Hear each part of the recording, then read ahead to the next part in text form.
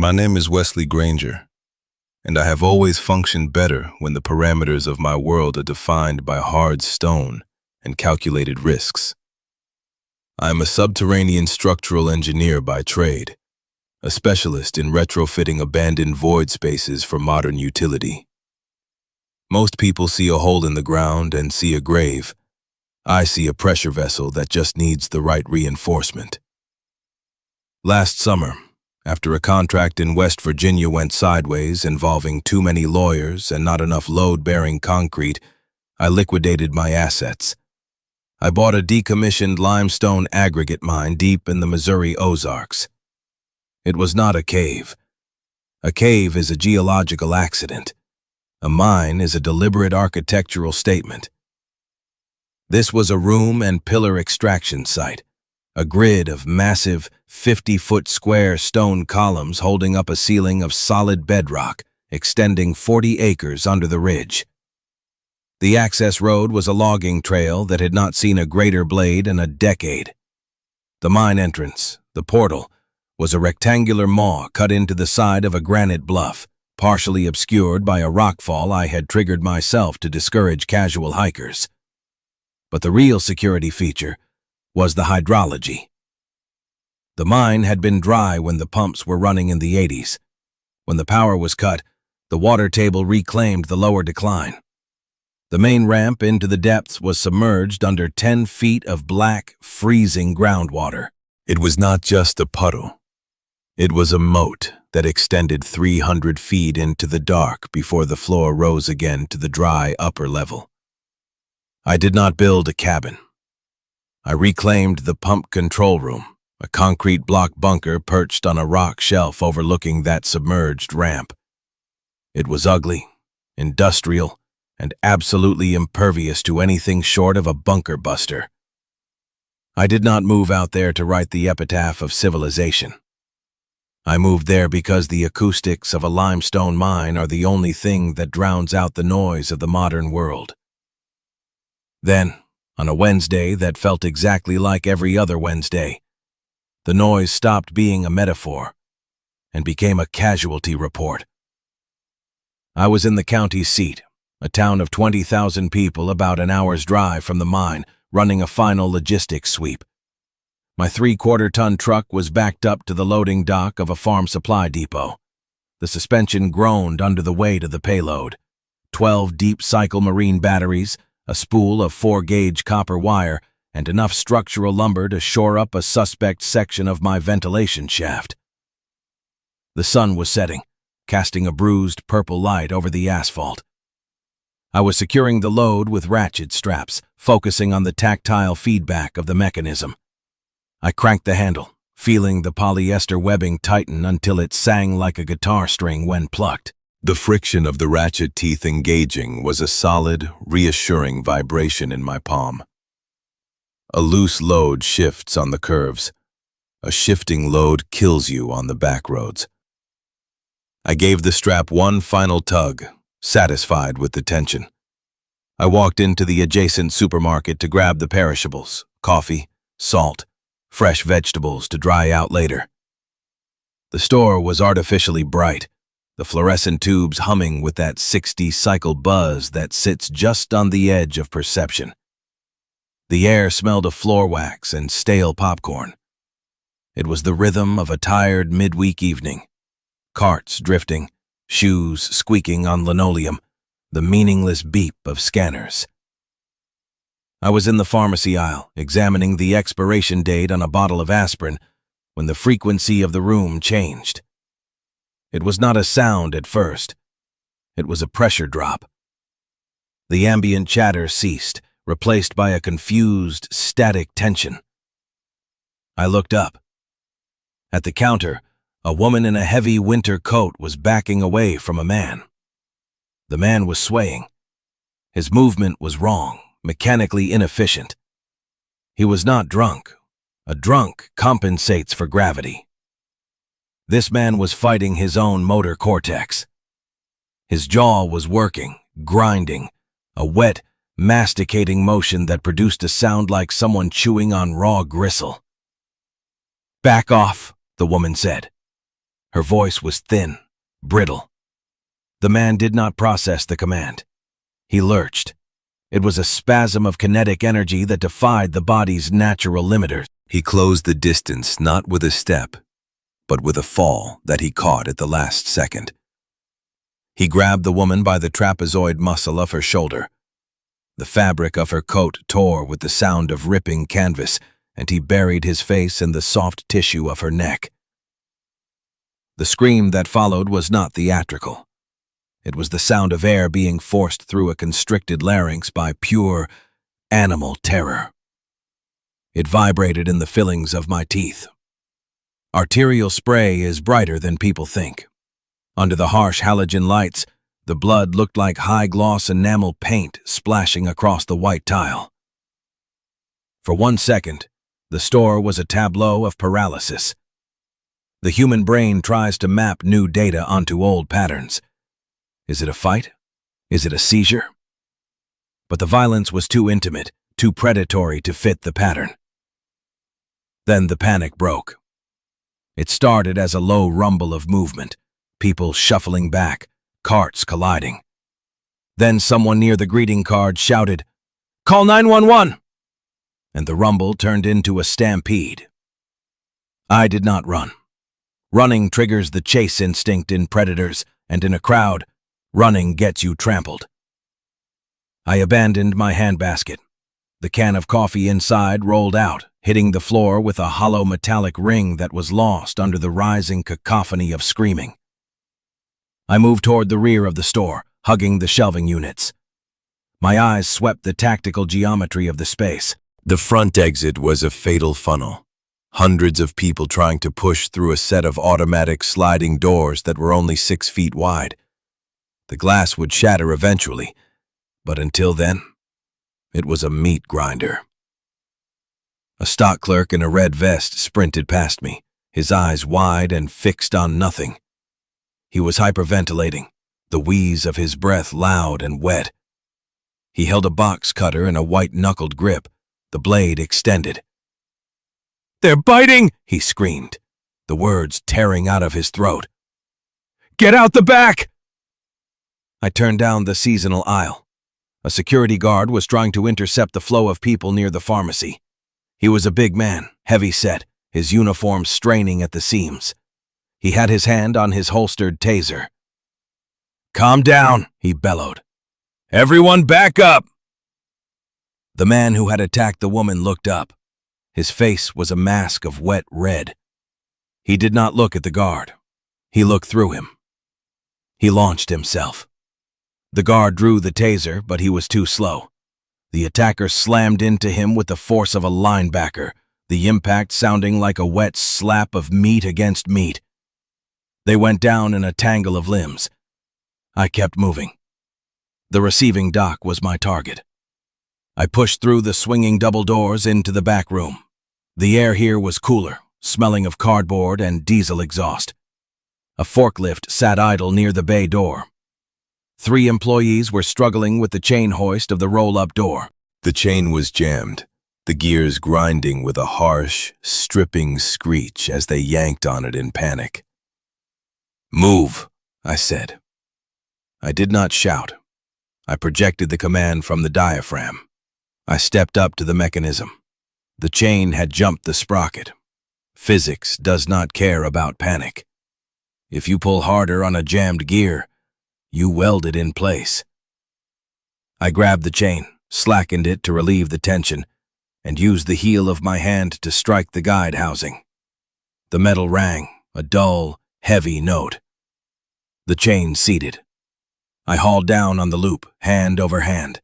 The gears engaged with a rhythmic clacking, and the steel door rolled up, revealing the loading dock and the cool night air. I did not wait for thanks. I vaulted off the dock, my boots hitting the asphalt with a solid thud. My truck was parked 50 yards away. The parking lot was already dissolving into anarchy. Vehicles were reversing blindly out of slots, horns blaring in a continuous, discordant drone. A sedan clipped a shopping cart corral, the metal tubes buckling with a shriek of tortured steel. Glass showered onto the pavement. I reached my truck. The keys were already in my hand, threaded through my fingers, a habit from working on sites where heavy machinery moved without warning. I unlocked the door, swung into the cab, and locked it behind me. The heavy thunk of the door latch engaging was the most beautiful sound I had heard all day. It was the sound of separation. I turned the ignition. The diesel engine caught instantly, settling into a deep, rough idle. The vibration traveled up through the steering column, grounding me. I did not take the main exit. The main exit fed onto the 4-lane arterial road, which I could already see was gridlocked with brake lights, a river of red stretching to the horizon. I threw the truck into gear, the transmission engaging with a subtle lurch. I hopped the concrete curb, the suspension absorbing the impact with a stiff jounce, and drove across the decorative grass berm to the service road behind the strip mall. My route home was 50 miles. 40 of those miles were on 2-lane blacktop. The last 10 were gravel and bedrock. I drove with the windows up and the radio off. I needed to listen to the truck. I kept the RPMs in the torque band, maintaining a steady 40 miles per hour. The headlights cut a cone of white through the darkness, illuminating the scrub oak and pine that crowded the roadside. As I passed the county line, the cell service died. My phone, mounted on the dash, displayed no signal. I checked the mirror. No headlights behind me. The glow of the town was fading, a radioactive orange dome of light sinking below the tree line. The transition from pavement to gravel happened at the turnoff for County Road Z. The tires hummed as they transitioned surfaces, the sound changing from a smooth hiss to a crunching, popping roar as the rubber threw stones into the wheel wells. I had to focus now. This road was treacherous in daylight. At night, it was a test of concentration. Washouts from the last rain had eaten into the shoulders. I navigated the ruts, feeling the steering wheel fight me as the front tires sought traction in the loose chat. When I reached the turnoff for the mine, I killed the headlights. I drove the final mile in darkness, navigating by memory and the faint gray luminescence of the moon on the limestone dust. The truck rolled slowly, the gravel crunching softly under the tires like breaking bones. I did not want a light signature. If the world was burning, I was not going to be a beacon. The road ended at the clearing. The portal loomed ahead, a rectangular void in the cliff face, blacker than the surrounding night. I parked the truck in the brush, backing it into a dense thicket of cedar I had prepared for this purpose. The branches scraped against the paint, 1,000 scratching fingernails, but the canopy hid the vehicle completely from the air and the road. I killed the engine. The silence that rushed in to fill the void was physical. It pressed against my eardrums. No crickets, no wind, just the ticking of the cooling exhaust manifold and the blood rushing in my own ears. I stepped out. The air here was different. It carried the scent of wet stone and deep earth, the exhalation of the mine. I moved to the truck bed and began the transfer. I could not move everything tonight. I had to prioritize. Batteries first. They were the heaviest, dense lead bricks that made my forearms burn. I carried them 2 at a time, waddling slightly under the weight, down the rocky path to the water's edge. The mine entrance opened into a vast cathedral of stone. The ceiling was 30 feet high here, supported by pillars of rock left by the miners 50 years ago. The floor sloped downward at a 15-degree angle, the decline.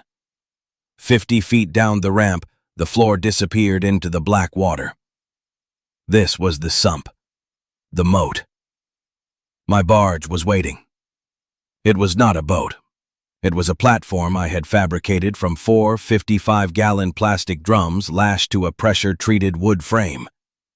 It was ugly, stable, and capable of hauling 1,000 pounds of gear. I loaded the batteries onto the deck, balancing the weight carefully. Then the wire. Then the food totes. I stepped onto the raft. It dipped slightly, the plastic drums gurgling as they displaced the icy water. There were no paddles. Paddles are inefficient and loud. I had rigged a guide line, a thick, braided steel cable anchored into the rock on both sides of the flooded section. I grabbed the cable. It was cold, slick with condensation. I pulled. The raft glided silently across the glass-smooth surface. The only sound was the faint ripple of water parting around the drums, and the rhythmic drip, drip, drip of condensation falling from the ceiling far back in the darkness. The water here was 40 feet deep. It was 54 degrees Fahrenheit, year-round. Hypothermia in this water would not be a tragedy. It would be a mathematical certainty. If you fell in, the shock would gasp the air out of your lungs, and the weight of your clothes would drag you down. I pulled hand over hand, the cable humming with tension. The darkness was absolute. I did not turn on my headlamp yet. I navigated by the feel of the cable and the slight draft of air moving from the depths toward the surface. After 200 feet of traversing the black water, the floor rose up again. The landing zone. This was the dry upper level where the old crushing equipment used to sit. I moored the raft to a rusted iron ring bolt set into the stone. My boots crunched on the dry limestone dust of the interior. Above me, set into the rock wall like a swallow's nest, was the pump control room. A concrete block structure with a steel door and a single reinforced window slit overlooking the ramp. I climbed the steel stairs, the metal grating ringing softly under my boots. The door was heavy steel, a blast door from a darker era. I keyed the padlock. The shackle popped open with a sharp clack that echoed 3 times in the vast chamber. I swung the door open. The air inside the control room was drier, conditioned by the buckets of calcium chloride I had left in the corners. It smelled of ozone and dust. I stepped in and closed the door, throwing the deadbolt. The thud of the steel locking into the frame sealed the world away. I switched on my headlamp. The beam cut through the dark, illuminating the gray cinder block walls, the workbench made of 2-inch butcher block, and the cot in the corner. My sanctuary. But sanctuary is a verb, not a noun. You have to maintain it. I dropped my pack and checked the ambient thermometer on the wall. 58 degrees. Perfect. I moved to the main breaker panel I had salvaged from a locomotive. The system was currently dead. I needed to hook up the fresh battery bank I had left on the raft. But first, I needed to secure the perimeter. I went to the window slit. It was armored with Lexan, but I had left a small ventilation port. I unlatched it and listened. The mine amplifies sound. A rock falling a mile away sounds like a pistol shot. I closed my eyes and focused on the auditory landscape. I heard the water dripping into the sump. Plink, plink. I heard the wind sighing across the portal mouth outside, a low, mournful resonance. I did not hear engines. I did not hear screaming. I looked at my hands. They were covered in grime, grease, and the rust of the cable. I thought about the blood on the floor of the supermarket. The physics of that violence. The human jaw can exert 200 pounds of pressure per square inch. Enough to tear muscle. Enough to sever the carotid. I took a deep breath, tasting the limestone dust. Phase 1 complete, I whispered to the empty room. My voice sounded flat, stripped of emotion. Panic is an inefficiency. I could not afford it. I had work to do. The batteries were still on the raft, and gravity was not going to bring them up the stairs for me.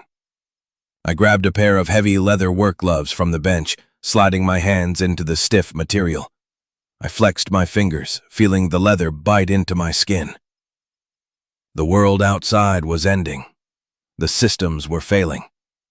But in here, the systems were just beginning to come online. I turned back to the door, unlocked it, and stepped back out into the dark. Gravity is the only law that never gets repealed. It is the constant adversary of the subterranean engineer. Down here, everything wants to fall. The ceiling, the water, the air pressure, and right now, the 12 deep cycle marine batteries sitting on the floating pallet 20 feet below my steel perch. I stood on the graded catwalk of the pump control room, looking down into the gloom of the sump. My headlamp cut a cone of illuminated dust through the blackness, landing on the yellow plastic tops of the battery cases. Each one weighed 72 pounds. Carrying them up a narrow, slick metal staircase one by one was not just exhausting, it was a safety violation. Fatigue leads to sloppy footwork. Sloppy footwork on a wet staircase leads to a broken femur. And a broken femur alone in a mine is a slow, cold way to die. I turned back to the control room and opened the heavy steel locker where I kept the rigging gear. The smell of cosmoline and old canvas drifted out, the perfume of long-term storage. I pulled out a chain hoist, a 1-ton capacity manual block with rusted hooks, but a well-greased internal gear mechanism. I rigged the hoist to the I-beam that protruded from the control room's roof, extending out over the water. It was a monorail beam originally designed for lifting pumps for maintenance. I inspected the weld points where the beam met the rock anchors. No stress fractures, no flaking rust. The steel was cold and greasy under my gloves. I hooked the hoist in place and played out the lift chain. The links rattled against each other, a sound like a cascade of coins tumbling into a metal bucket, echoing sharply off the distant limestone walls. I lowered the hook until it clattered onto the wooden deck of the raft below. I descended the stairs, moving with deliberate 3-point contact, 2 hands, 1 foot, 2 feet, 1 hand. Down on the raft, the air was colder, rolling off the water in an invisible fog. I looped a nylon lifting strap around the handles of the first 2 batteries, cinching it tight. I checked the balance. If the load shifted in the air, it could swing and smash against the rock face. I climbed back up to the catwalk. The ascent was already burning the glycogen out of my thigh muscles. I grabbed the pull chain of the hoist. The work began. I pulled. The gears inside the hoist block engaged with a rhythmic, ratcheting vibration that traveled down the chain and into my shoulders. It was not a noise I just heard. It was a mechanical stutter I felt in my bones. The chain came up wet and slick. The batteries rose from the raft, swaying gently, rotating slowly in the damp air. I fell into a trance of exertion. Pull, ratchet, pause. Pull, ratchet, pause. There is a meditation to manual labor. The brain shuts down the higher functions, the anxiety about the collapse of civilization, the memory of the woman screaming in the pharmacy, and focuses entirely on the physics of the moment. Tension, friction, leverage. When the first pair of batteries cleared the railing, I swung them inward and lowered them onto the furniture dolly I had staged. The wheels groaned under the weight as I rolled them into the control room. I repeated this process 5 times.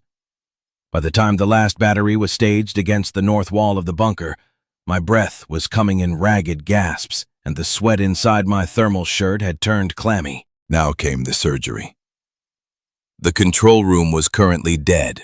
No lights, no ventilation, no hum of life. Just a concrete box filled with cold shadows. I needed to build the heart before I could worry about the lungs. I knelt before the battery bank. I had arranged them in a series parallel configuration to create a 24-volt system with massive amperage capacity. 12-volt systems are for amateurs. The line loss over any distance turns your efficiency to heat. 24 volts pushes the current harder, cleaner. I took my wire strippers and the spool of 2-on welding cable. This was not house wire. This was copper thick enough to strangle a man, shielded in heavy, flexible rubber insulation. I measured the first jump lead. I placed the cable into the jaws of the cutter and squeezed.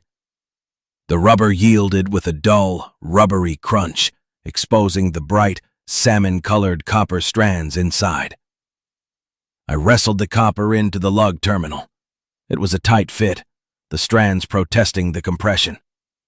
I placed the lug into the hydraulic crimper, a heavy tool that looked like a bolt cutter. I pumped the handle. The hydraulics whined softly, a rising pitch of pressure, until the jaws crushed the copper and steel together into a single, cold welded unit. I repeated this 24 times. Cut, strip, crimp, bolt. The wrench felt like an extension of my hand. I tightened the terminal nuts until the metal bit into the lead posts, feeling for that specific moment of torque where the connection is solid, but the thread is not stripped. It's a feeling you can't not teach. You have to learn it by ruining 100 bolts. The final connection was the main fuse block. A catastrophic fuse is the only thing standing between a working system and a fire that turns a concrete bunker into an oven. I inserted the 300-amp fuse, a ceramic cylinder heavy with potential. I stood up and walked to the inverter mounted on the wall. It was a massive blue box, a pure sine wave charger inverter capable of running sensitive electronics and heavy motors simultaneously. I gripped the disconnect switch. I hesitated. In the silence of the mine, flipping a switch feels like firing a gun. It's an irreversible commitment to noise. I threw the lever. The disconnect engaged with a solid, spring-loaded snap. For a second, nothing happened. Then, the capacitors inside the inverter began to charge. It started as a low, rising tone, barely audible, climbing up the frequency scale until it settled into a steady, electric hum. It was the sound of trapped lightning. The display screen on the front of the unit flickered to life, glowing a soft, backlit green. System normal. Battery voltage, 25.4 volts. I exhaled, a long plume of breath visible in the beam of my headlamp. I reached for the light switch on the wall. The overhead LED strips flooded the room with clinical, white light. The shadows retreated instantly, banished to the corners. The room transformed from a cave into a laboratory. I could see the dust motes dancing in the air currents. I could see the grime on my hands. I could see the reality of my situation. I was buried under 300 feet of limestone, and the lights were on. But lights do not keep you alive. Air does. I killed the headlamp and moved to the environmental monitoring station I had jury-rigged on the workbench. In a deep mine, the enemy is not always what you can see. It's what you breathe. Carbon dioxide is heavier than air. It pools in the low spots, like invisible water. If the ventilation fails, the CO2 rises until it hits the level of your cot. You go to sleep, and you simply never wake up. Radon is the other killer, a radioactive gas that seeps out of the granite and limestone, breaking down into heavy metals in your lungs. I powered up the sensor array. The digital readout cycled through its boot sequence. I watched the numbers settle. Oxygen, 20, 8%. Good. Humidity, 88%. High but manageable. CO2, 450 ppm. Normal atmospheric baseline. But that was baseline. I was breathing now. I was burning oxygen and exhaling poison. In a sealed room, those numbers would shift rapidly. I walked to the back of the control room where a 6-inch PVC pipe protruded from the wall. This was my umbilical cord. It ran 50 feet horizontally through the rock to an old exploratory borehole that punched up to the surface, hidden in a ravine miles from the main road. I inspected the inline fan mounted inside the pipe. It was a 12-volt marine bilge blower, designed to clear gasoline fumes from boat engines. High static pressure, spark-proof. I wired it into the new DC circuit. I flipped the toggle. The fan spun up. It did not roar. It purred. A smooth, rushing sound of air moving under pressure, like a distant jet engine. I held my hand over the intake vent. I felt the suction, a steady, insistent pull against my palm. Fresh air. I went to the outflow vent on the opposite wall, a simple louvered grill that dumped stale air back out into the massive cavern of the mine. I felt the draft. The circulation loop was closed. The room would maintain positive pressure, pushing stale air out, keeping mine gas from seeping in. I sat down on the single metal stool at the workbench. My legs were trembling. Not from fear, but from the adrenaline crash. The body knows when the immediate danger has passed, and it demands the bill be paid. I opened a bottle of water I had brought in from the truck. The plastic crinkled loudly in the quiet room. I drank half of it in one go, the water hitting my stomach like a cold stone. Water.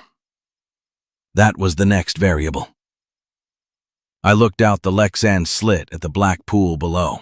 Millions of gallons of water, but drinking it raw was Russian roulette. The limestone acted as a natural filter for sediment, but it also dissolved minerals.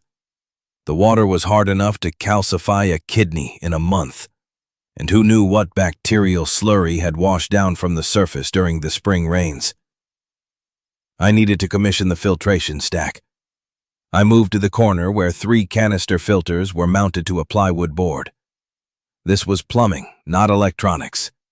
Plumbing is fighting water's desire to find a leak. I grabbed a bucket and a coil of PEX tubing. I went back out to the catwalk. The air outside the room felt different now. Hostile. Inside was civilization. Outside was the void. I dropped a submersible pump, a small 12-volt unit attached to a garden hose, into the water. It sank with a gurgling splash, pulling the hose down with it. I tied off the line. Back inside, I connected the hose to the input of the filter bank. The first stage was a 5-micron spun polypropylene filter to catch the silt. The second was a carbon block to strip the taste and chemicals. The third was a ceramic candle filter tight enough to stop bacteria. I powered the pump. The water hit the lines with a sudden jolt, the PEX tubing jumping against the wall clamps. I heard the hiss of air being purged from the housings. Then, the steady, gurgling rush of fluid moving through the system. I watched the clear viewing bowl of the first filter. The water swirling inside was slightly cloudy, carrying the fine gray dust of the mine. But as it pushed through to the second and third stages, it clarified. I opened the spigot at the end of the line. For a moment, the tap sputtered, spitting compressed air and droplets. Then, a clear, steady stream flowed into the stainless steel sink I had mounted on brackets. I let it run for a minute to flush the lines. The sound of running water in a deep mine is jarring. It sounds too much like a leak, like a breach. But this was controlled. This was mine. I cupped my hand under the stream and took a sip. It was freezing cold. It tasted sharp, metallic, like licking a clean penny. But it was clean. It did not taste like mud or rot. It tasted like stone. I turned off the tap.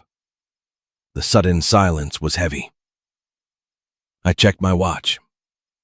2 a.m. The systems were holding.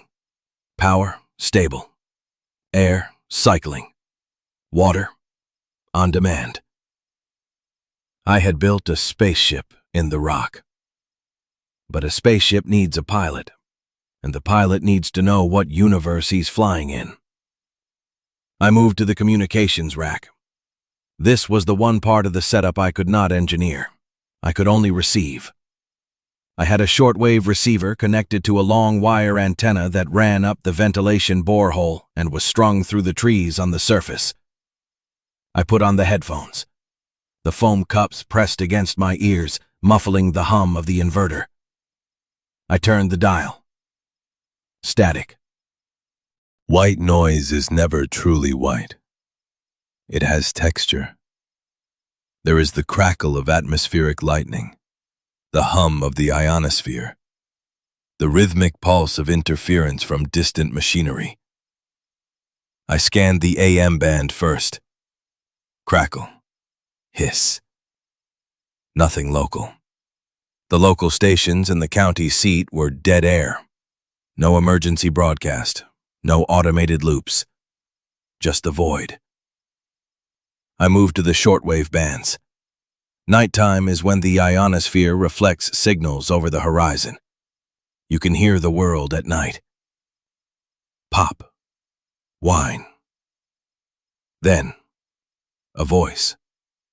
Faint, ghost-like, drifting in and out of the noise floor. Repeat. The quarantine zone has been expanded to include all sectors east of... The signal faded into a wash of static that sounded like frying bacon. I fine-tuned the dial, my fingers moving the knob a fraction of a millimeter at a time. Containment is failing. Medical infrastructure is compromised. Do not, I repeat, do not attempt to reach the urban centers. It was a military broadcast. The voice was synthesized, flat, devoid of panic. A computer reading a script written by a committee that was probably already dead. I spun the dial further. A preacher, screaming about the end times, his voice distorting into a robotic growl as the signal clipped. A loop of classical music, Mozart's Requiem playing from some automated station, maybe a university transmitter left running on backup power. And then, something else. On a frequency usually reserved for trucker CBs, I heard a human voice. Not a broadcast, a conversation. Anybody out there? We're at the interchange. Stuck. They're swarming the cars. Oh, God. Jimmy, lock the door. The transmission cut with a sharp, electronic squelch. I took the headphones off and laid them on the desk. The faint, tinny sound of the static still leaked from the ear cups. I was not alone in the world, but I was alone in the dark. I looked at the steel door. It was locked. The deadbolt was a solid inch of hardened steel. The hinges were welded to the frame. But the real barrier was not the door. It was the 300 feet of black water outside. I walked to the cot and sat down. The mattress was firm, smelling of new foam. I unlaced my boots. My fingers were stiff, cramping from the hours of gripping wire cutters and chain hoists. I pulled the boots off, the leather releasing my swollen feet with a soft sigh of suction. I lay back, staring at the corrugated steel ceiling of the bunker. The inverter hummed. The fan purred. The water filters gurgled softly. These were the sounds of life. Mechanical life, but life nonetheless. I closed my eyes, but I did not sleep. I listened. The mine was waking up. Deep in the earth, rock settles. Temperature changes cause expansion and contraction. I heard a sound from deep within the drift, far beyond the water. Thum. A stress fracture adjusting. A slab of limestone shifting a millimeter. It sounded like a heavy door slamming in a house down the street. Then, Silence again. I rolled over and checked the battery monitor. 25.2 volts. The system was eating power. The fan, the inverter, the standby draw. I had enough juice for 4 days, maybe 5 if I rationed. Then I would need to deploy the solar array or fire up the diesel generator I had stashed on the lower level. But that was a problem for tomorrow. Tonight, the problem was the silence. It crept in through the ventilation pipe, past the fan blades. It seeped through the heavy steel door. It rose up from the black water. I reached out and turned off the main overhead light, leaving only a small red LED strip illuminated above the instrument panel. The room turned the color of a submarine bridge, blood red and shadow. Red light does not ruin your night vision. If I had to shoot, I needed to see. I placed my handgun, a utilitarian 9mm on a polymer frame, on the milk crate next to the cot. The metal slide was cold against the wood. I watched the red numbers on the CO2 monitor. 455. 460. The numbers climbed slowly as I breathed. I was the contaminant in this clean system. I closed my eyes and let the rhythm of the fan lull me. It was a rhythmic, white noise whoosh that masked the tinnitus ringing in my ears. I drifted. I woke up to a sound that should not exist. It was not the mine settling. It was not the fan. It was a splash, not a drip. A heavy displacement splash. Like something substantial hitting the water in the sump. I sat up, the sleeping bag rustling loudly. My heart hammered against my ribs, a frantic, wet thudding. I held my breath. Silence. Had I dreamed it? The brain plays tricks in sensory deprivation. It invents threats to keep you alert. Then I heard it again. Slosh. Water lapping against rock. The sound of waves hitting the shore. Something was in the water. I grabbed the pistol. I did not rack the slide. I kept around in the chamber. The safety came off with a tactile click that felt deafening in the small room. I moved to the Lexan slit. I did not turn on a light. Light is a target. I peered out into the cavern. It was pitch black. My eyes strained, trying to resolve shapes in the void. The water below was usually glass smooth. I listened. The sound of wet fabric dragging on stone. Scrape, slap, drag. Someone or something had crossed the moat. I pressed my face against the cold polycarbonate, trying to see the landing at the bottom of the stairs. The angle was bad. I needed to know. I reached for the switch panel on the wall. I had wired a single floodlight outside, aimed at the top of the ramp. It was my porch light. I took a breath. I flipped the switch. The halogen bulb outside flared to life, a sudden explosion of yellow light that cast long, jagged shadows against the limestone walls. The landing was empty. The raft was bobbing gently, the ripples radiating out from it. But on the dry dust of the landing zone, right where the water met the rock, there was a mark. A wet, dark smear. It looked like a handprint, but the fingers were wrong. They were too long, or maybe they had dragged. I watched the spot for a full minute. Nothing moved. The water settled. The ripples died out. I killed the light. The darkness slammed back down, heavier than before. I backed away from the window, keeping the gun leveled at the door. My systems were working. The air was clean. The power was on. But the perimeter was breached. I was not alone in the ark. The red LED strip above the instrument panel turned the room into a photographic darkroom, stripping the world of depth and color. My breath hitched in my throat, a suspended inhalation that burned in my lungs. I stood rigid against the cold cinder block wall, the polymer grip of the 9mm pistol slick against my palm. I listened. The mine was no longer silent. The sound of water had changed. An hour ago, it was the rhythmic, peaceful drip of condensation falling into the sump. Now, it was a restless, churning agitator. The slap of liquid against rock was irregular, urgent. I did not open the door immediately. A breach of the perimeter requires a decision tree, and panic is not a variable in that equation. If there was a hostile entity on the landing, opening the door backlighted me, turning my silhouette into a perfect target. If it was an animal, I risked cornering it. I moved to the environmental monitor. The numbers were shifting.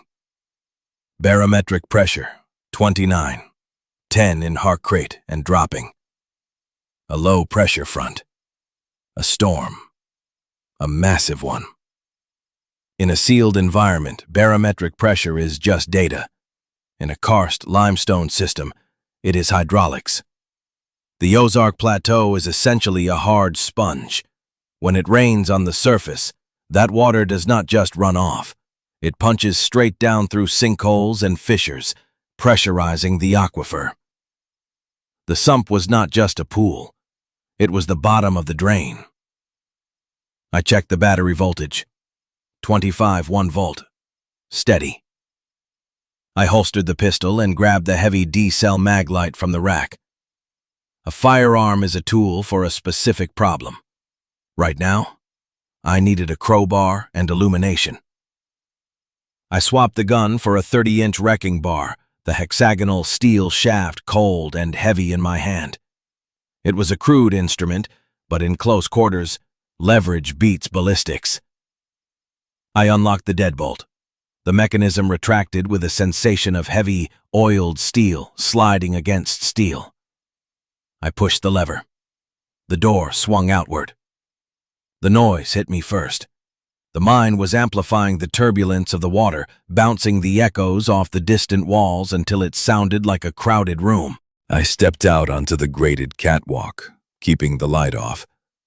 I let my eyes adjust to the gloom, aided only by the faint spill of the red light from the open door behind me.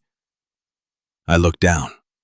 The landing zone, the dry shelf where I had unloaded the batteries, was shrinking. The water had not just risen. It was surging.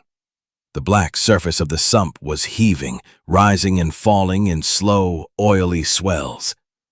The raft, my lifeline to the deep supplies, was in trouble. I had moored it to a ring bolt set in the floor with a fixed length of half-inch static rope. I had tied it short to keep it from drifting. Now, as the water level rose, that rope was pulling taut.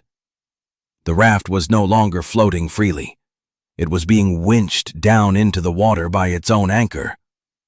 The plastic drums were submerged, straining against the buoyancy. The wooden deck was awash.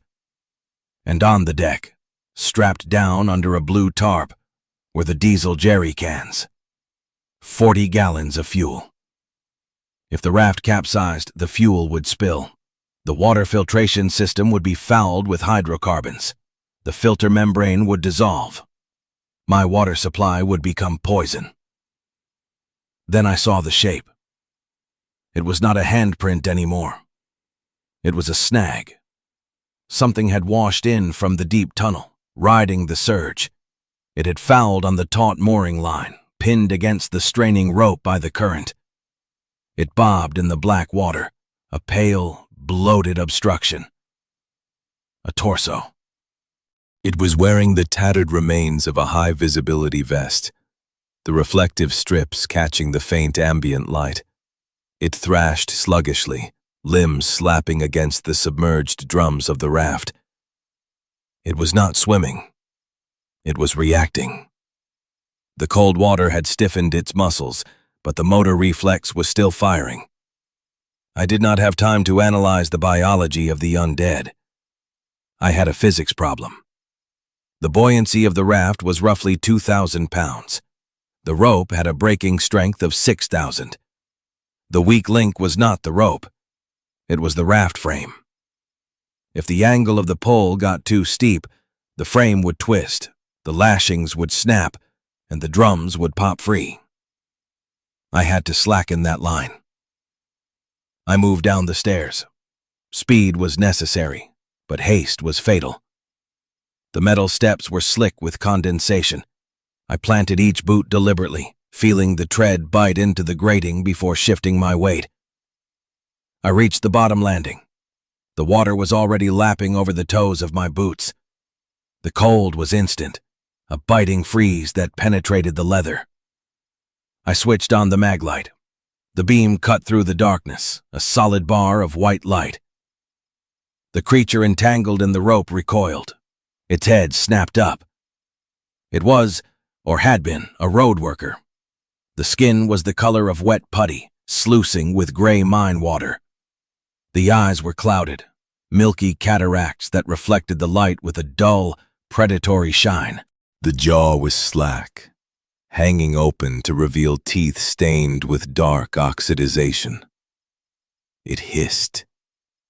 It was a sound like a punctured tire, a dry expulsion of air from dead lungs. It reached for me, its arm flailing, fingers hooking into the air. It was pinned by the current against the taut mooring rope, waist deep in the rising flood.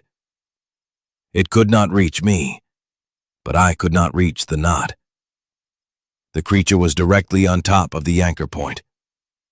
I assessed the geometry. The rope was under extreme tension.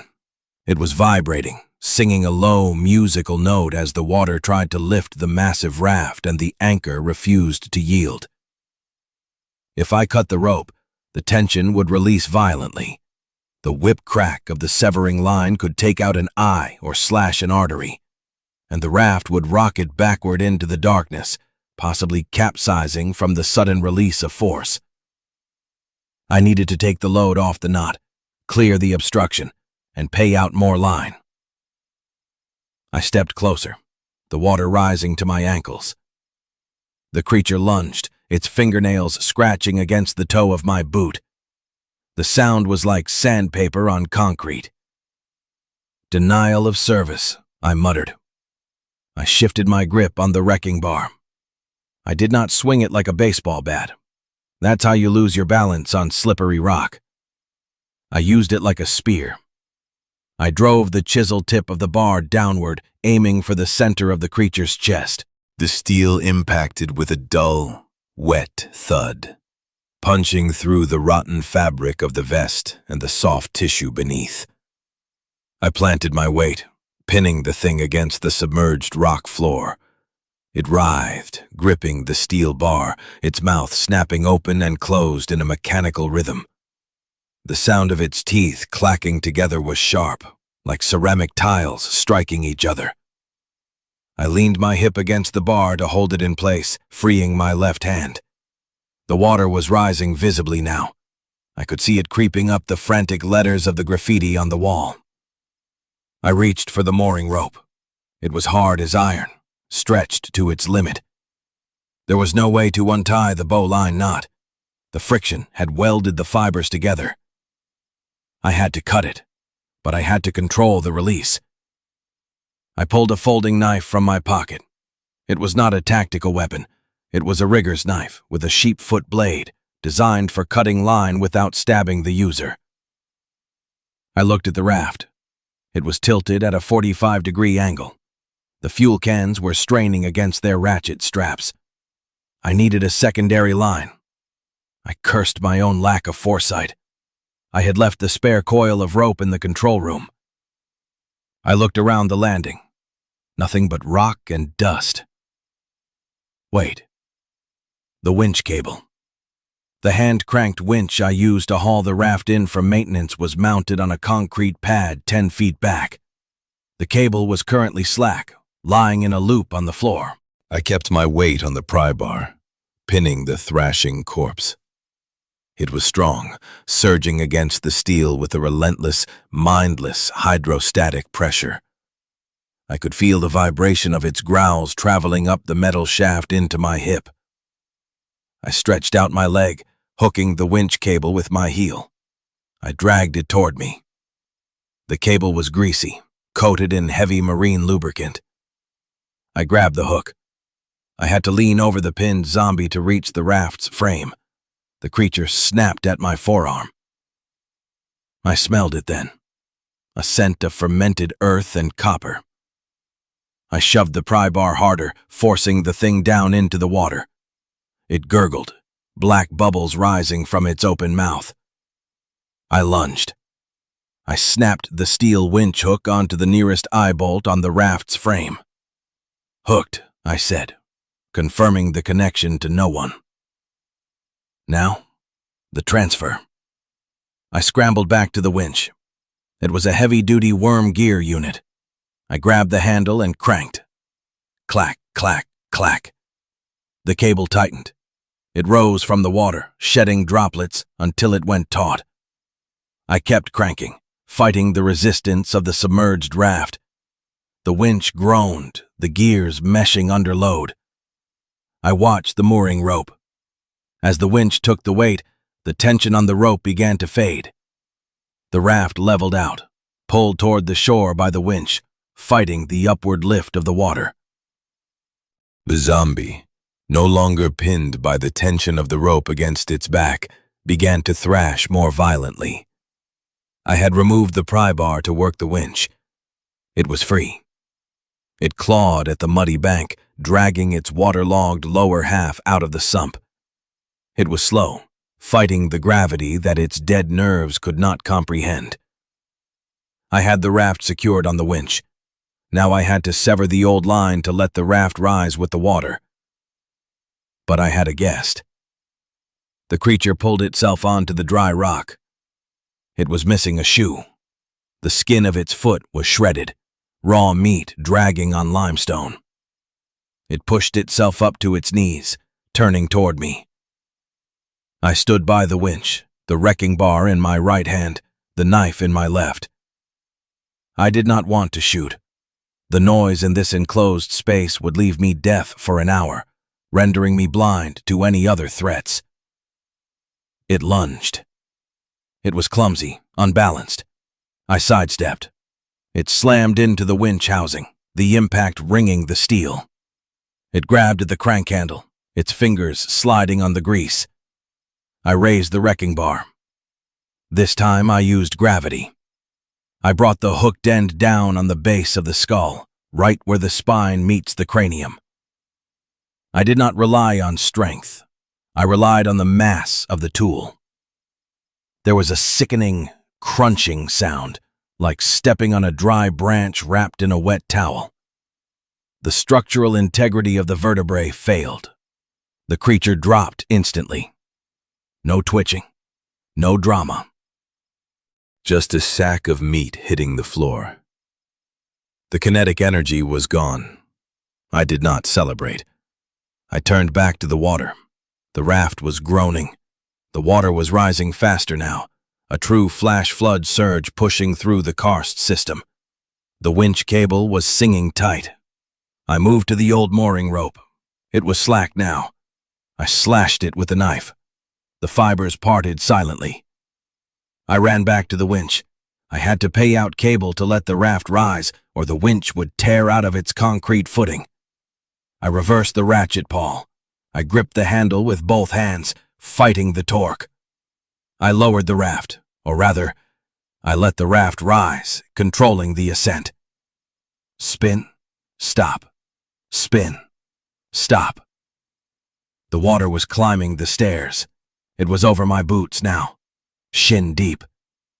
I retreated up 2 steps, then cranked. Retreat, crank. The water chased me. For 20 minutes, I fought the hydrology of the plateau. The sump rose 5 feet. The landing zone was gone. The water was now lapping at the 3rd step of the steel staircase. Finally, the surge crested. The violent churning slowed to a steady, high-volume ripple. The raft was floating level, 5 feet higher than it had been an hour ago, tethered securely by the steel winch cable. The diesel cans were dry. I stood on the stairs, shivering. The adrenaline was metabolized, leaving behind the shakes. My pants were soaked to the knees, freezing against my skin. I looked down at the dark water. The body of the intruder was gone, swallowed by the rising flood. The sump keeps its secrets. I turned and climbed the stairs to the control room. My boots squelched with every step, water squeezing out of the eyelets. I entered the bunker and locked the door. The warmth hit me. 58 degrees felt like a sauna. I went straight to the monitor. CO2, 800 ppm. Yellow zone. The rapid rise in water level had displaced the air volume in the mine, pushing dead air from the lower tunnels up toward the ceiling. The bad air was rising. I moved to the ventilation controls. I cranked the fan speed to maximum. The motor pitch whined higher, the blades biting into the air. I stripped off my wet clothes, my skin pale and goose-fleshed.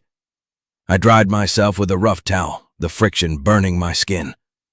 I put on dry wool thermals, a flannel shirt, and thick socks. Wool is the only material that matters. Cotton kills. Wool saves. I sat on the cot, wrapping a blanket around my shoulders. I picked up the thermos of coffee I had made earlier. It was lukewarm, but I drank it anyway. I looked at the monitor. CO2, 750 ppm, 720 ppm. The fan was winning. The pressure was equalizing. I looked at the wrecking bar leaning against the wall. I had not cleaned it yet. There was a smear of dark, coagulated fluid on the steel tip. I had killed a man today, or something that used to be a man. I did not feel guilt. I felt the cold logic of the mine. The intruder was not the enemy. The intruder was just debris. The enemy was the water. The enemy was the air. The enemy was the entropy that wanted to pull my raft under and fill my lungs with carbon dioxide. I picked up a rag and a bottle of gun oil. I began to wipe down the wrecking bar. Steel rusts in this humidity if you do not care for it, and I would need the steel again. The storm outside was raging. I could feel the barometric pressure dropping in my sinuses, a dull headache behind my eyes. The water had risen 5 feet. That meant the exit tunnel, the swim out, was now 5 feet deeper. The air gap at the siphon might be closed. I might be sealed in. I would not know until the water receded. I checked the battery bank. 24.9 volts. I was trapped. I was damp. But I was operational. I turned off the main light, bathing the room in red once more. I lay down, listening to the high-pitched whine of the fan fighting the suffocating weight of the earth. Survival is not a battle. It's a maintenance schedule. Time in the lithosphere is not measured in hours or minutes. It is measured in cycles. The charge cycle of the lead-acid battery bank, the filter cycle of the reverse osmosis membrane, the sleep cycle of a human brain deprived of natural sunlight. I had been in the limestone arc for 42 days. I knew this not because I checked a watch, but because I made a hash mark on the concrete block wall with a piece of charcoal every time I completed the morning diagnostic sequence. 42 marks. 6 rows of 7. A calendar of dust. The storm that had flooded the lower level had receded weeks ago, leaving behind a thick, slick coating of gray silt on the landing zone and a waterline stain on the rock walls 5 feet above the current pool level. The siphon, the submerged tunnel that served as my only exit, was theoretically open again. The air gap had returned. I could put on a dry suit, swim the 300 feet of freezing black water, and surface in the outside world? I did not. The radio told me why. Every night at 0300, when the ionosphere was most reflective, I put on the headphones and listened to the death rattle of the surface. The broadcasts were fewer now. The automated emergency loops had largely failed as grid power died and backup generators ran dry. What remained were the amateur operators, the hams, the truckers with illegal linear amplifiers. Their reports were fragmented mosaics of attrition. Famine in the cities, fires burning unchecked in the suburbs, and the shamblers, the infected, the hungry, the restless dead migrating in massive herds, following the sound of anything that moved. Down here, nothing moved unless I willed it. My life had contracted to the square footage of the pump control room and the immediate catwalk. The universe was gray concrete, the black water, and the green glow of the instrument panel. Routine was the only defense against the crushing weight of the isolation. If you stop moving, the silence gets inside your head. It starts to feel heavy, like physical pressure on the eardrums. So, I worked. The morning began with the battery bank. Lead-acid chemistry is a living thing. It requires hydration and balance. I knelt before the 12 heavy plastic cases, a turkey baster and a jug of distilled water in my hand. I popped the cap off the first cell. The smell of sulfuric acid was sharp and stinging, a chemical bite that cleared the sinuses instantly. I inserted the hydrometer. I squeezed the bulb, drawing the electrolyte up into the glass tube. The floating gauge bobbed in the liquid. Specific gravity, 1.265. Perfect. The equalization charge from the day before had desulfated the plates. The battery was healthy. I repeated this process 71 times, 6 cells per battery, 12 batteries. Squeeze, read, record, top off. It was tedious. It was boring. It was absolutely vital. If these batteries failed, the ventilation fan stopped. If the fan stopped, the CO2 pooled. If the CO2 pooled, I died. After the power came the water. The silt from the flood had been a nightmare for the filtration stack. The primary 5-micron spun filter was clogging every 3 days, turning from white to a dark, slimy brown. I could not afford to burn through my stockpile of replacement cartridges, so I had to clean them. I took the fouled filter to the sink. I used a high-pressure syringe filled with clean water to backflush the fibers, forcing the trapped mud out from the inside. It was a messy, wet job. The water ran black in the basin, smelling of ancient earth and decay. I worked the surface of the filter with a toothbrush, scrubbing away the biofilm. My hands were constantly raw, the skin cracked from the cycle of wet and dry, clean and dirty.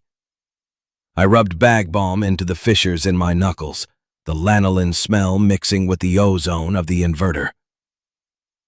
Lunch was a calculated intake of calories. I had moved from the perishable phase to the shelf-stable phase. Today it was rice and beans, cooked on a single-burner alcohol stove. Alcohol burns clean. It produces water vapor and CO2, but no soot, no smoke. I ate standing up, watching the CO2 monitor. 550 ppm. The ventilation was holding the line. The afternoon was for structural maintenance. The mine was stable, but it was not static. Humidity is the enemy of steel. Rust is a slow fire that burns metal. I took a rag soaked in light machine oil and walked the perimeter of my cage. I wiped down the door hinges. I wiped down the locking bolts. I wiped down the threads of the conduit pipes. Every exposed surface of ferrous metal got a microscopic coating of protection. I spent an hour on the winch cable alone, playing it out foot by foot, inspecting for frayed strands, greasing the core.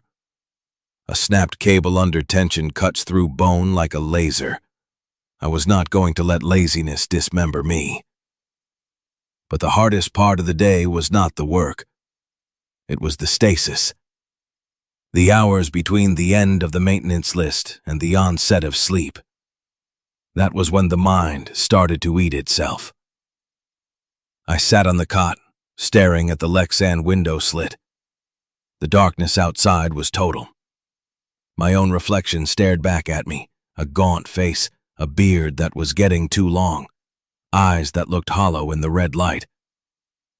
Sensory deprivation causes hallucinations. It's a documented physiological response. The brain, starved of input, begins to fire random neurons to test the circuits.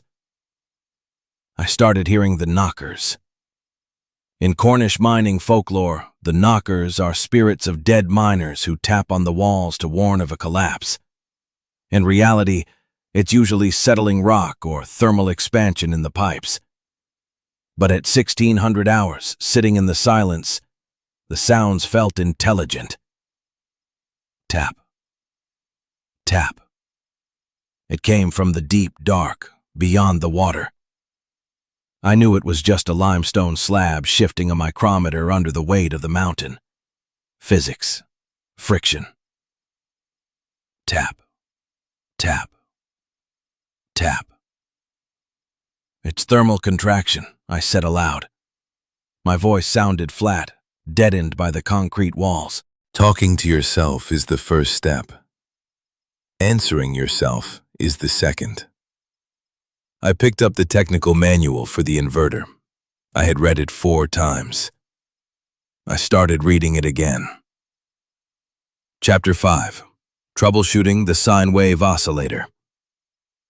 I forced my brain to trace the circuit diagrams, to visualize the flow of electrons through the MOSFETs. Logic is the antidote to fear.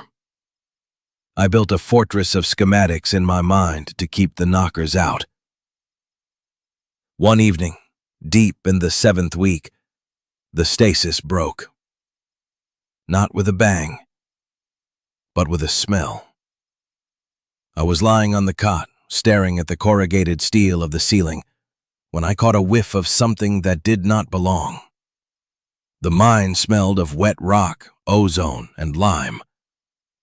This smell was organic, sweet, rotting. It was faint, drifting in on the ventilation current. I sat up. My heart rate spiked.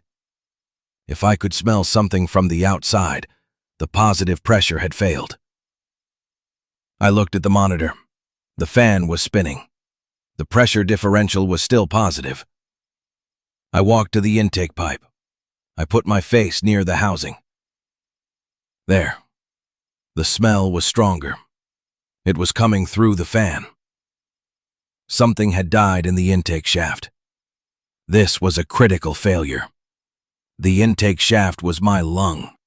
If it was blocked by a decomposing carcass, a raccoon, a squirrel, or something worse, I was breathing carrion.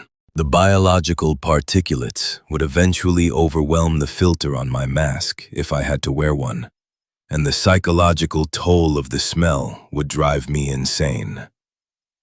I had to clear the blockage. The intake pipe ran 50 feet horizontally through the rock before turning 90 degrees upward to the vertical borehole. I could not crawl into a 6-inch pipe. I had to snake it. I went to the tool locker. I pulled out the drain auger, a 25-foot coil of spring steel with a corkscrew tip. It was not long enough. I grabbed the bundle of fiberglass chimney rods, flexible, screw-together poles used for cleaning flue liners. I had 40 feet of them. I disconnected the fan assembly. The moment the motor died, the silence in the room became absolute. The air went still. I unbolted the fan housing from the wall flange. The smell hit me harder now, a cloying, sickly sweet stench of putrefaction. I gagged, tasting bile. I tied a rag soaked in eucalyptus oil around my face. It did not stop the smell, but it masked the worst of it. I inserted the first fiberglass rod into the dark mouth of the pipe. I pushed. It slid in easily, the fiberglass scratching against the PVC liner. I screwed on the next rod. Pushed. 10 feet. 20 feet. I was working blindly, feeling the friction of the pipe through my fingertips. 30 feet. I hit an obstruction. It felt soft, spongy. I pushed harder. The rod flexed, absorbing the force. The obstruction gave slightly, and then sprang back. I twisted the rod, trying to snag the mass. I pulled. Resistance. Suction. I braced my foot against the wall and hauled back. The rods came out slowly. When the tip emerged, it was fouled with wet, gray fur and dark fluids. A rat, or a nest of them. I cleaned the tip with a bleach wipe, my stomach turning. I was not squeamish. I had field-dressed deer and clean septic tanks. But this was different. This was my air. I sent the rods back in. I had to push the rest of the obstruction all the way to the vertical shaft, where gravity would, hopefully, make it fall to the bottom of the catch basin I had drilled there. I pushed. The resistance was heavy. I put my shoulder into it, driving the rod forward with gritty frustration. Give. Move. Suddenly the obstruction cleared. The rod shot forward a foot. And then I heard a sound through the open pipe. It was not a rat squeak. It was a voice. It came echoing down the 50 feet of plastic tube, distorted, tinny, and distant, like a voice heard through a tin can telephone. See the vent? It's over here. I froze. My hand gripped the fiberglass rod so hard my knuckles turned white. A human voice, on the surface, right next to my hidden borehole. Tall pipe, hidden in the brush. They had found the intake. If they blocked it, I suffocated. If they poured gasoline down it and lit a match, I burned. If they dropped a grenade, the overpressure would liquefy my organs in this sealed box. I moved with the silent, frantic speed of a trapped animal. I pulled the rods out, throwing them onto the floor. I grabbed the steel cap I had fabricated for this exact scenario, a heavy, threaded plug with a rubber gasket. I jammed it into the pipe flange. I spun it. The threads caught. I tightened it with a pipe wrench until the metal groaned. Sealed. I stood there, panting, the eucalyptus rag fluttering against my mouth. I was safe from the grenade, but now I had no air intake. I looked at the CO2 monitor. 580 ppm. It would start rising now. I had the passive scrubber, the buckets of soda lime, calcium hydroxide I had stockpiled. Soda lime absorbs CO2. Rebreathers use it. Submarines use it. I ripped the lid off the first bucket. The white granules looked like kitty litter. I poured them into the tray I had built on top of a box fan. I turned the fan on. The air circulated over the chemical bed. I sat down on the floor, the pipe wrench still in my hand. I waited. The voices did not come back. I pressed my ear against the steel cap. Silence. Had they just been scavenging? Had they seen the pipe, shrugged and moved on? Or were they up there right now, waiting for me to come out? I could not know. That night, I did not sleep. I watched the CO2 monitor. 600 ppm. 610 ppm. The soda lime was working, but it was slow, and it was finite. I had enough chemical for 2 weeks. After that, I had to reopen the pipe. This was the stasis turning into a siege.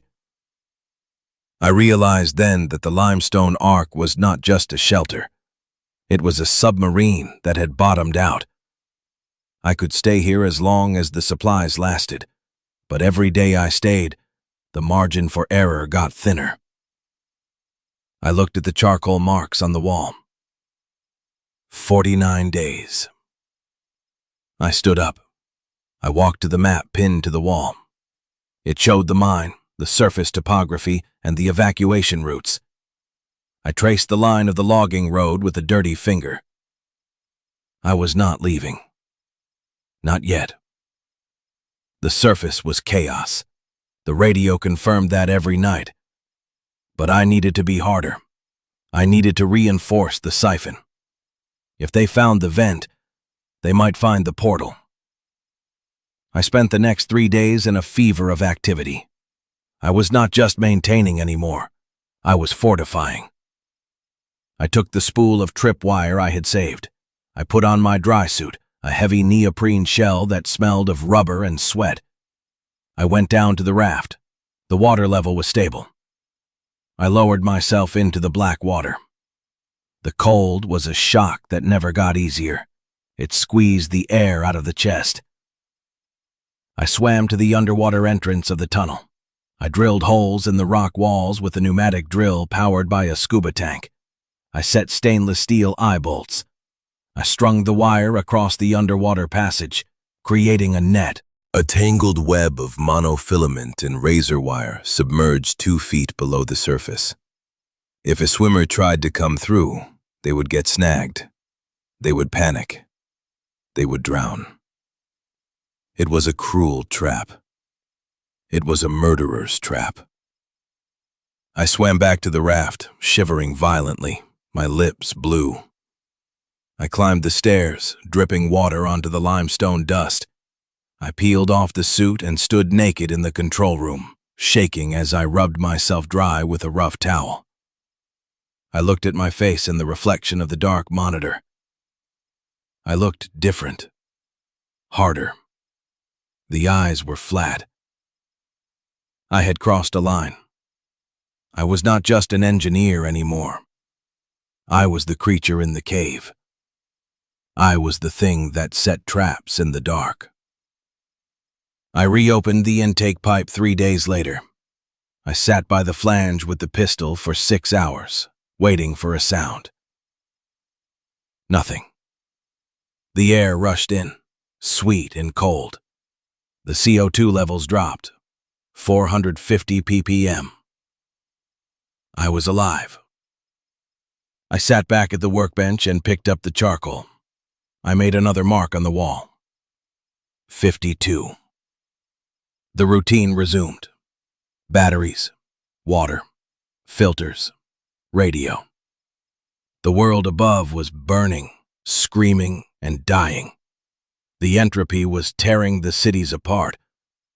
But down here, the voltage was 24.5. The water was clear. The air was moving.